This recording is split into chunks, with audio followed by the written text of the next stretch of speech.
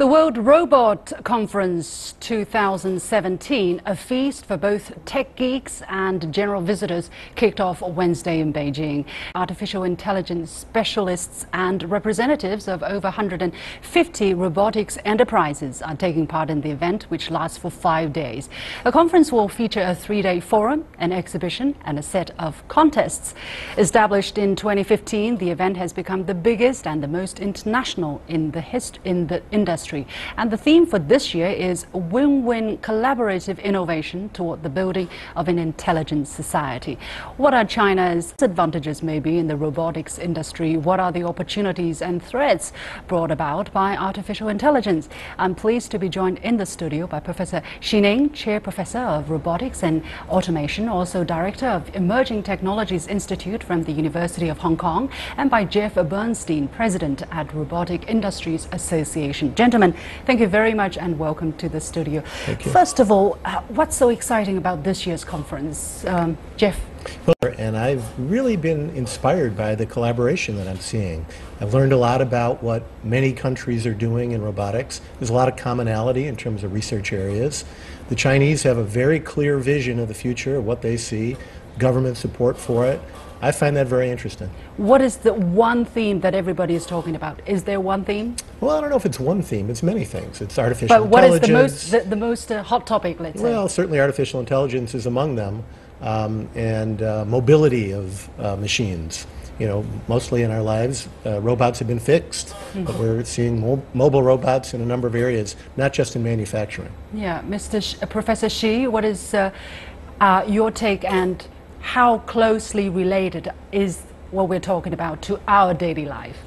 I've been participating in this conference for the last 3 times. So this is the 3rd time we had this conference. So you talk about the thing which most impressed me is the size. The size? Yes. The last year we had over 100,000 participants. So this year probably we're going to go beyond 200,000. Wow. Okay, so this probably is the largest robotics event in the world. What's the attraction here? The attraction is from the outside. Of course, it's from industry.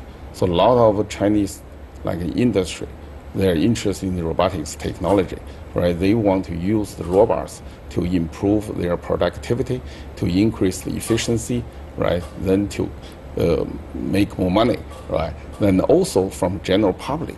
I saw a lot of parents bring their kids to the show, right? From the 5-6 years kids to all the way to the 70-80 years gentlemen and the ladies. Yeah, absolutely. I mean, annual sales, according to the International Federation of Robotics, annual sales in China is really jumping very fast. Within a year, sales in China surged by 27% to 87,000 units in 2016. What are China's advantages in this industry, Professor Xi? Because China's advantage, see, China was has probably the largest manufacturing industry in the world. So now China tries to make the best manufacturing industry in the world. So from the largest to the best, there are a lot of hurdles we have to cross over. Right? And one of the key technology will help us to do that is the robotics technology. So it will help us to increase the productivity, increase the efficiency. Yeah, Jeff, what do you think are China's advantages and disadvantages, or the gap between China and America, maybe? Well, certainly that was well said about China has got a lot of manufacturing and they want to be able to maintain it.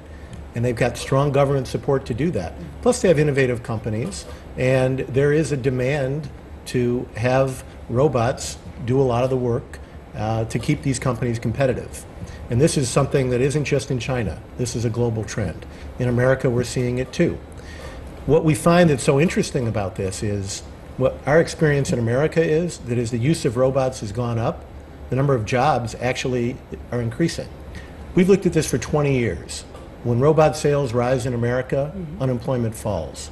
And when robot sales fall, unemployment rises. What are the reasons behind that? I mean, that's the contrary to what we believe. I know. And to what some people in the White House believe. Yeah, well, the reason for it is simple. The real threat to jobs is the inability to compete. People expect their next iPhone to be better quality at a similar price point, and they want it right away. Automation allows you to do things like that in all industries, in all consumer products, and this is what's driving the need to automate.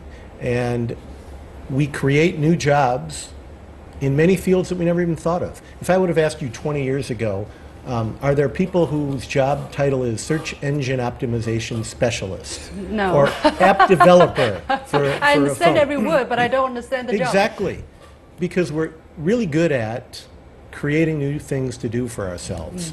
And automation actually enables a lot of this. Technology has been a threat for years. People have said it's going to put people out of work. I've been in this business 34 years. Yeah. I was told when I started, robots are going to put everybody out of work. But there are a lot of people who have been put out of work because of the use of automation. For instance, in car factories, you wouldn't need all these people to, put in these parts. It will be done by machines. What about that part? How are these people able to be competitive, stay competitive, Professor Xu? Jeff made a very important point.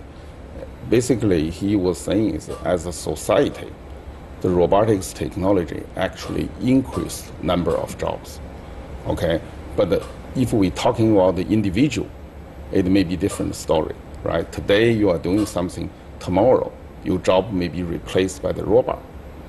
So what that means as an individual, so we have to be able to get retrained, right? You have to learn new technology, then you can adapt to the development of new technology, so it's a totally different mix of knowledge that we have to acquire, and provide in education. We're also talking about threats, the controversy surrounding AI. Famously, Steve Hawking told the BBC that the development of AI might spell the end of human race. Is he exaggerating?